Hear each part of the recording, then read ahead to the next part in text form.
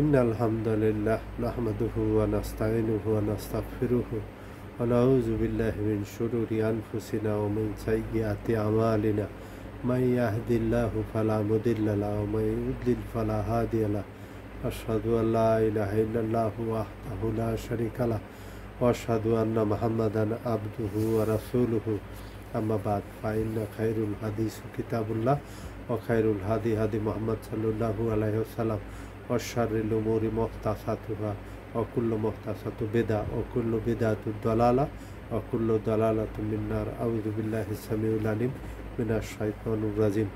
রব্বি ইশরাহ লি সাদরি ওয়াসসির লি আমরি ওয়াহলুল উকদাতাম মিন লিসানি ইয়াফকাহু কওলি। রব্বি ইয়াসসির ওয়া লা তু'আসসির ওয়া তাম্মিম বিল খায়র।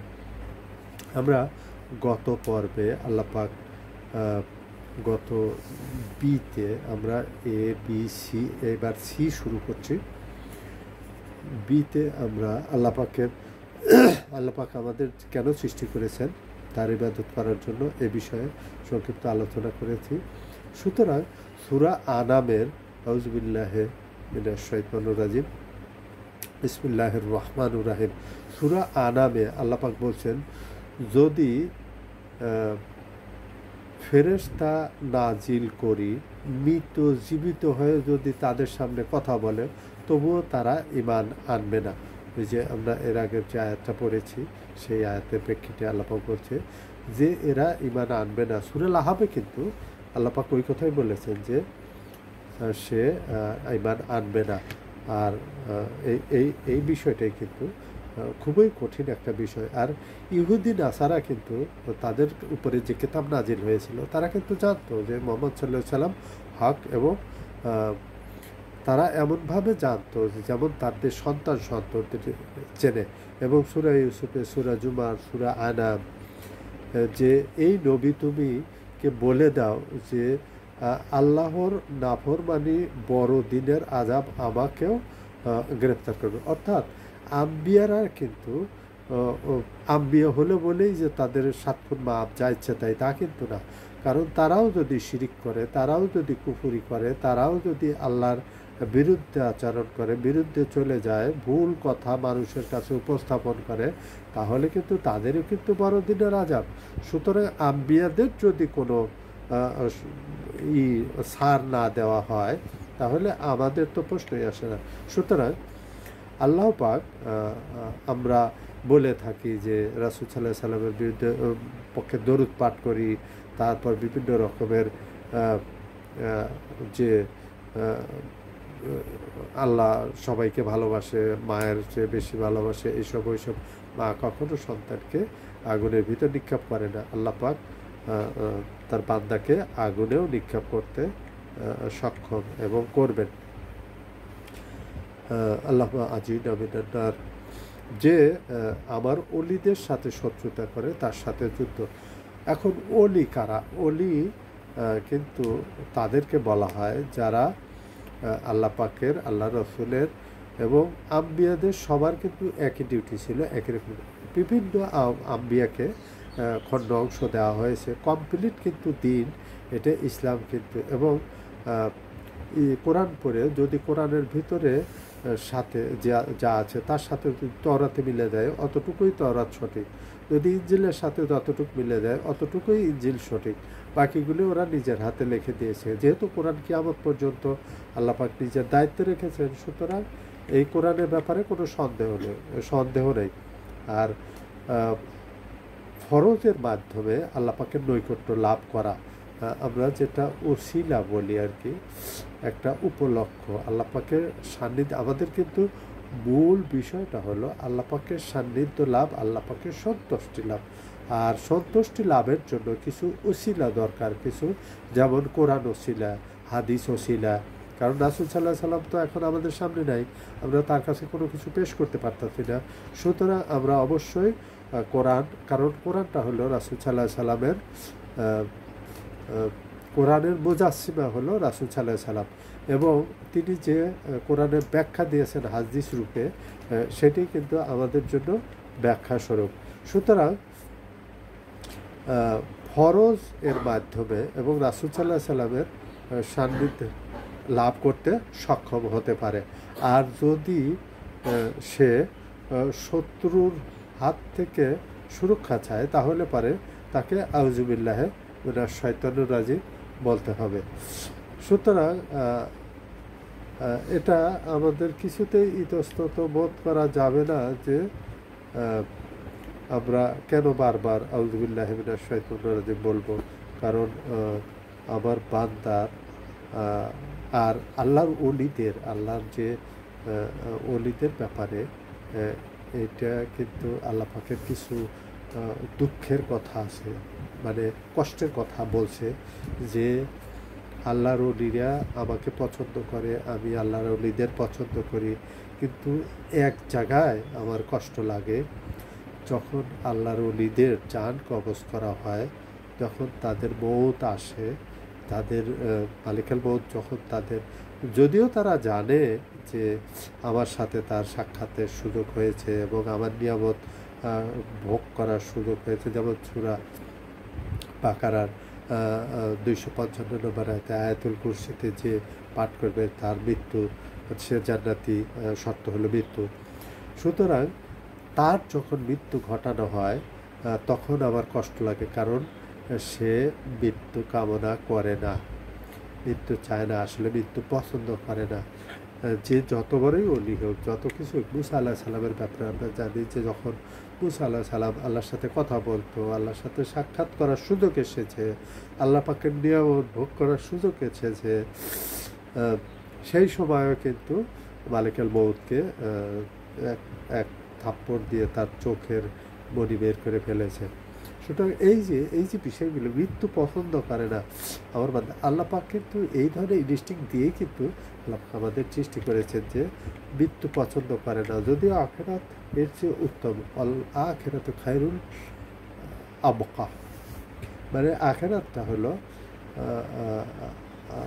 দুনিয়ার চেয়ে উত্তম এবং আবকা, চিরস্থায়ী, দীর্ঘস্থায়ী, ইনফিনিট যেটাকে বলি। আর আল্লাহর কিতাব এবং অন্যান্য যে কিতাবগুলি আছে এবং অন্যান্য যে আম্বিয়াগুলি আছে তার ব্যাপারেও আমাদেরকে ঈমান আনা উচিত। অর্থাৎ আল্লাহর নাজিল করা যতগুলো কিতাব আছে সবার প্রতি ঈমান আনা, ফেরেশতাদের প্রতি ঈমান আনা, আম্বিয়াদের উপরে ঈমান আনা, আখিরাতের প্রতি, এই যে আমাদের যে আছে এই বিষয়গুলি আমাদের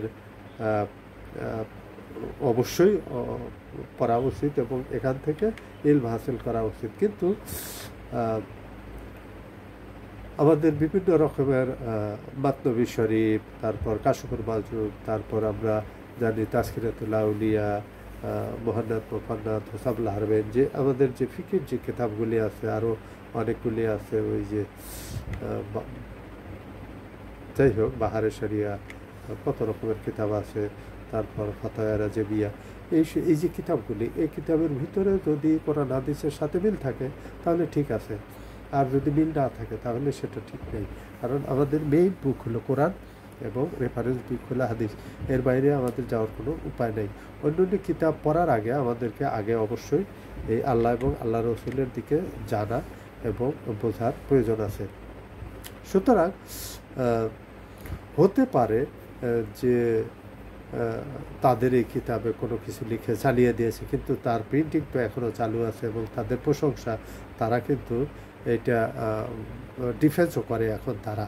যেমন কোরআন যখন প্রথমে শাহ ওলিউল্লাহ দেলওয়ি ফার্সিতে যখন কোরআনের অনুবাদ করে তখন কিন্তু তাকে কিন্তু বন জঙ্গলে বেড়াতে হয়েছে, কারণ সবাই একমত হয়ে বলেছে, তার পিছিয়ে লেগেছে যে শাহ ওলিউল্লাহ দেলওয়ি কোরআন ফার্সিতে করেছে, সেখান থেকে উর্দু, এখন বর্তমানে বাংলা, হিন্দি, অন্যান্য ভাষায় ট্রান্সলেশন হয়েছে আলহামদুলিল্লাহ। এখন বর্তমানে কিন্তু প্রেক্ষাপটে যে কোরআন ইংলিশে পড়ে কিন্তু অনেক শিক্ষিত লোক, অনেক বড় বড় প্রিস্ট, পাদ্রী কিন্তু ইসলামের দিকে ধাবিত হচ্ছে।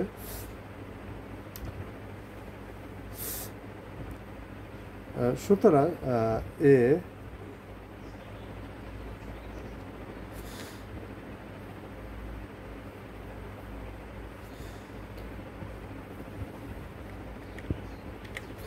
আর মানুষের মধ্যে এমন আছে যারা বলে আমরা ঈমান এনেছি আল্লাহ ও শেষ দিনের প্রতি, অথচ তারা মুমিন নয়।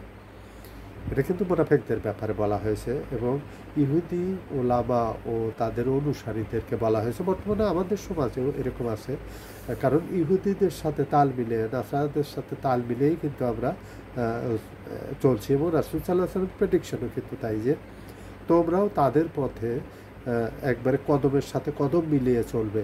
হাত্তা তারা যদি গুহের গর্তের ভিতরে, যেমন গু মানে হলো দাব, এক ধরনের গুই সাপের মতো প্যাটমোটা, একটু বেটে টাইপের, যারা আরবরা অনেকেই খায়, অনেকে, যাই হোক। সুতরাং অমিনান নাসি মাই ইয়াকুলু আমান্না বিল্লাহি ইয়াউমিল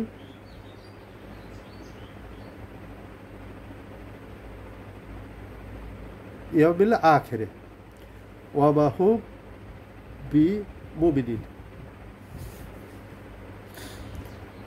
তারা বলে যে আমরা ঈমান এনেছি এবং শেষ দিনের প্রতি, এবং অথচ তারা মুমিন নয়। ওয়ালাহুম বিমুমিনিন, তারা ঈমান মুমিন নয়, এটা তার মানে তারা মুনাফিক। এই তারা বলে আমরা ঈমান আনছি এবং আমরা আল্লাহর প্রতি ঈমান আনছি, কিন্তু এবং শেষ দিনের প্রতি, কিন্তু তারা মুমিন নয়। এর কিন্তু একটা উদাহরণ হলো, ভালো একটা উদাহরণ, যে রাসূল সাল্লাল্লাহু আলাইহি ওয়াসাল্লাম মদিনায় হিজরত করার আগে কিন্তু ওয়াস আর খাজরাজ যে দুটো কাবিলা ছিল, এই দুটো কাবিলা সবসময় ইহুদিদের উপরে অত্যাচার করতো এবং বিভিন্ন রকমের চাঁদাবাজি করতো, বিভিন্ন রকমের কাজ করতো। তো ইহুদিরা ধমকি দিত, শেষ জামানার আম্বিয়া যখন আসবে তখন আমরা তার সাথে মিলে আমাদেরকে পরাজিত করব, তারা সমস্ত দুনিয়ার উপরে তারা প্রভাব লাভ করবে এবং তারা তার নেতৃত্বে এই ঘটনাগুলি ঘটবে। তখন যখন নবী সাল্লাল্লাহু আলাইহি সাল্লাম সূরা বাকারার ৭৯ নম্বর আয়াতে যে আল্লাহ পাক বলছেন, ওয়াস আর খাজরাজ যখন মদিনায় যায় তখন কিন্তু এই কথাগুলি ওইখানে মক্কায় যায়, মদিনার থেকে মক্কায় জাহাজ করতে, তখন এই কথাগুলি শুনতে চায় এবং শুনতে পায়। এবং রাসূল সাল্লাল্লাহু আলাইহি সাল্লাম যে পরিবারের কিছু লোকজন ছিল যারা মুশরিক, রাসূল সাল্লাল্লাহু আলাইহি সাল্লামকে পছন্দ করতো না, তারা কিন্তু এই কথাগুলি বলতো যে সে কিন্তু এরকম, সে ওইরকম, আমার ভাতিজা, আমরা চিনি তাকে, তার কোনো কথায় কান দিয়ে না। আর মানুষের কিন্তু কিছু কিছু মানে অভ্যাস, সেটা হলো যে একটা জিনিস নিষেধ করলে সেটার প্রতি তারা বেশি ঝোঁকে। আর এটা একটা কথিতও আছে যে ফরবিডেন ফ্রুটস অলওয়েজ সুইট, নিষেধ করা ফল মিষ্টি হয়। একজনকে যদি একটা বিষয় নিষেধ করা হয়, সে মনে করে না জানি কি, সে নিজে করে, আমাকে, এটা একটা ব্যাপার আছে। তখন ওরা তখন শখ করে যায় তার কাছে, শুনে এবং বলে। এবং ওই যে ইহুদিরা তাদেরকে বলেছিল যে তারা এরকম চরিত্র হবে, তারা ইহুদিদের কিতাবে তো আছে তার বর্ণনা, রাসূল সাল্লাল্লাহু আলাইহি সাল্লাম, রাসূল সাল্লাল্লাহু আলাইহি সাল্লাম বলছে ইহুদিরা যে আমাকে এমনভাবে চেনে যেমন তাদের সন্তানদেরকে চেনে। এখন সন্তান ধীরে ধীরে মা বাবার কাছে লালিত পালিত হয়, অবশ্যই মা বাবা সবার চেয়ে বেশি জানে, সবসময় বেশি তাদের কাছে থাকে এবং সময় দেয়, তাদের সুযোগ সুবিধা বিভিন্ন ধরনের চাহিদা পূরণ করে থাকে, এটি রাসূল সাল্লাল্লাহু আলাইহি ওয়াসাল্লাম। তখন ওয়াস আর খাজরাজ এই কথা বলার পরে তখন তারা তাদের মাথায় একটা বিষয় ক্লিক করলো, সেটা হলো যে কেননা ইহুদিরা ইসলাম গ্রহণের আগে আমরাই ইসলাম গ্রহণ করে আমরা তার সাথে মিলে একাত্মতা ঘোষণা করি এবং আমরাই প্রধান সেনাপতি হয়ে যাই, এবং হয়েছেও তাই।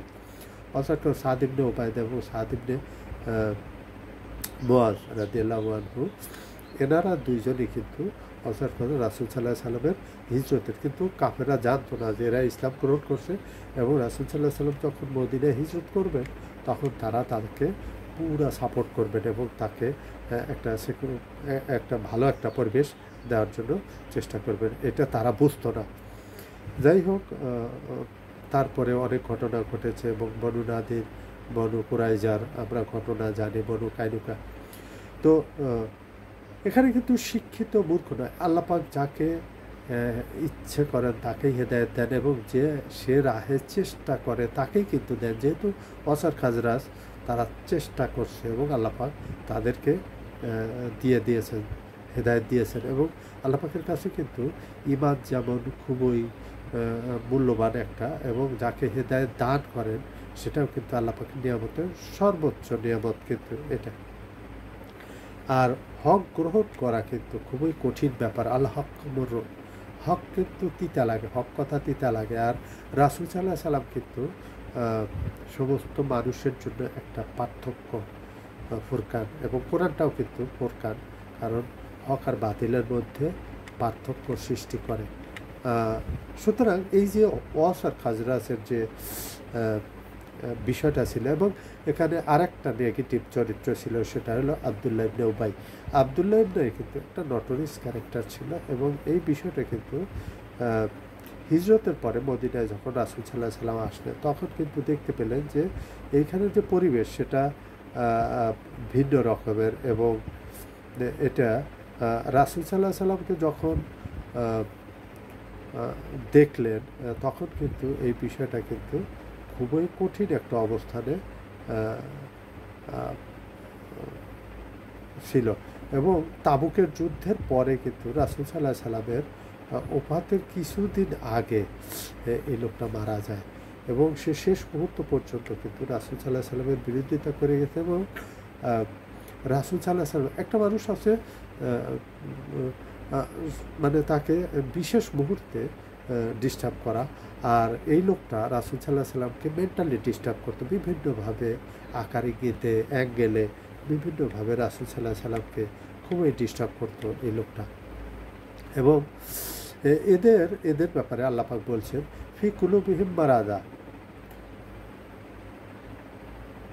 আর ফাসাদা হুমুল্লাহু মারাদা, আল্লাহ তাদের যে মানে মারিদটাকে, তাদের অসুস্থতাটাকে, তাদের রোগটাকে আরও বাড়িয়ে দিলেন।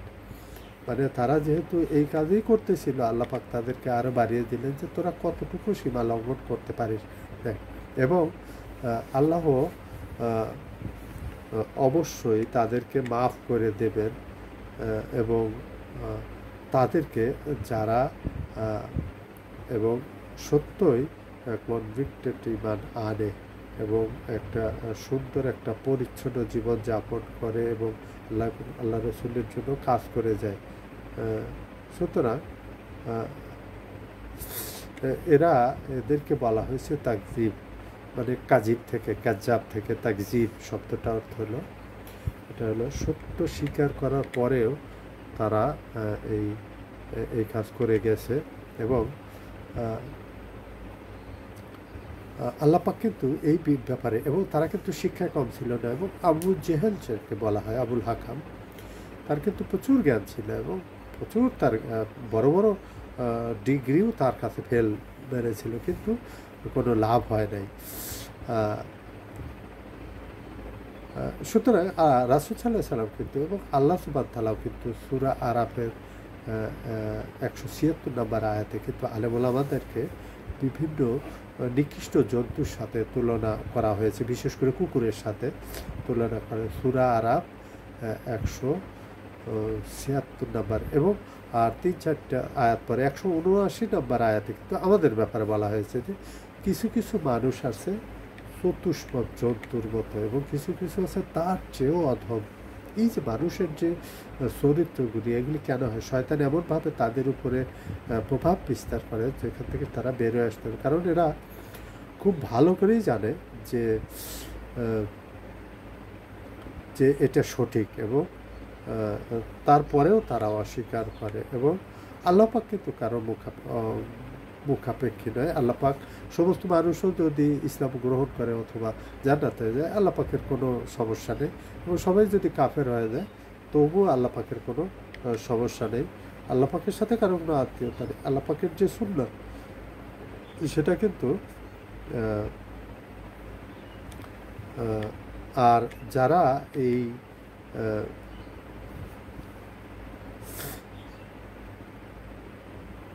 এই আলেমোলামাদের ব্যাপারে বলা হয় যে এরা কিন্তু সমাজের কিন্তু একটা বিশিষ্ট ব্যক্তি এবং এদেরকে মানুষ মানে, দাওয়াত দিয়ে খাওয়ায়, পয়সা দেয়, হাতের ভিতরে পয়সা ঢুকিয়ে দেয়। সুতরাং এরা যদি কোনো অন্যায় করে তাহলে কিন্তু এটা কিন্তু যেমন আল্লাহ পাক বলছেন সূরা আযাবে যে এই নবীদের পরিবার পরিজন তোমরা যদি কোনো বেহায়ার দিকে চলে যাও তাহলে তোমাদের আযাব কিন্তু ডবল। কারণ এটা কিন্তু যদি আলেমোলামা যদি এরকম ভ্রষ্টতার দিকে যায় এবং ভ্রষ্টতার দিকে দাওয়াত দেয় এবং দিতেই থাকে তাহলে তাদের আযাব কিন্তু কঠিন। এই জন্য রাসূল সাল্লাল্লাহু আলাইহি ওয়াসাল্লাম বলেছেন যে আমি আশঙ্কা করি না যে কেউ শিরকের ভিতরে শিরকের অন্তর্ভুক্ত হবে, কিন্তু আমি আশঙ্কা করি, আন্দেশা করি যে ভ্রষ্ট আলেমের ব্যাপারে যারা দাজ্জালের চেয়েও ব্যাপক বড় রকমের ফিতনা।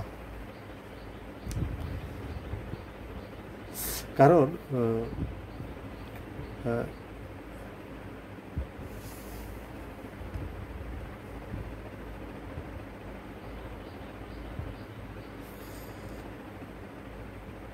এরা জমিনে ফাসাদ সৃষ্টি করে চলে। ইবনে উবাই কিন্তু উহুদের যুদ্ধ ৩০০ জন তার অনুসারীদের নিয়ে কিন্তু ময়দান ত্যাগ করেছিল এবং উহুদের পরে সাহাবাদের কিছু চিন্তাভাবনা ছিল যে রাসূল সাল্লাল্লাহু আলাইহি সাল্লামের সাহাবাদের মধ্যে মুনাফিক আছে।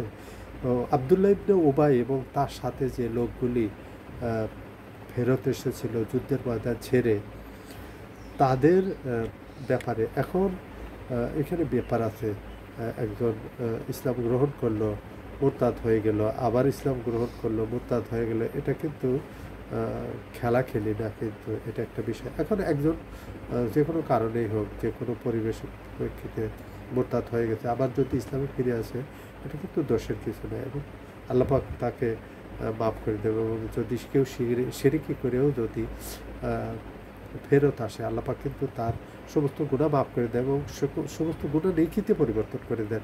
ইসলামে কিন্তু এই যে ছাড়, এই যে ইসলামের যে কিছু বিশেষ ছাড়, এইগুলো কিন্তু খুবই কঠিন। একটা লোক সারা জীবন পুকুরে করছে, ইসলামের বিরুদ্ধে কাজ করতে, ইসলাম গ্রহণ করছে, সাথে সাথে যুদ্ধে গেছে, শহীদ হয়ে গেছে, তার সমস্ত গুনাহ মাফ এবং সে আল্লাহ পাকের জান্নাতে বিচরণ করছে। এটা মুসলিমের কিন্তু হাদিস জান্নাতের ব্যাপারে, শুহাদাদের ব্যাপারে অনেক হাদিস আছে এবং কোরআনে অনেক আয়াত আছে।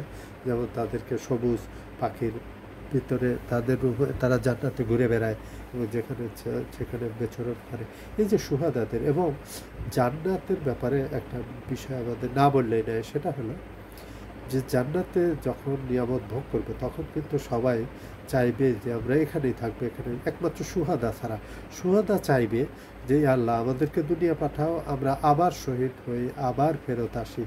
এখানে কিন্তু যুদ্ধটা কিন্তু ইসলামের কিন্তু মূল বিষয় না। যুদ্ধটা যদি চাপিয়ে দেওয়া হয় এবং যুদ্ধ শুরু হয়ে গেছে, শেষ মুহূর্তেও যদি কাফেররা তোমাদের সাথে যদি সন্ধির প্রস্তাব দেয় এবং তারা যদি তোমাদের সাথে যদি একটা চুক্তিবদ্ধ হতে চায়, তাদেরকে যুদ্ধ তোমরা বন্ধ করে দাও। ইসলাম কিন্তু ইচ্ছে করে এগুলি করে না।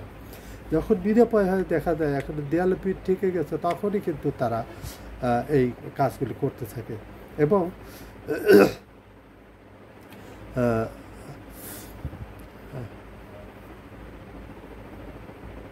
মুমিনদের জানমাল এবং আল্লাহ পাক জান্নাতের বিনিময়ে ক্রয় করে নিয়েছেন। আল্লাহ পাক বলছেন মুমিনদের জানমাল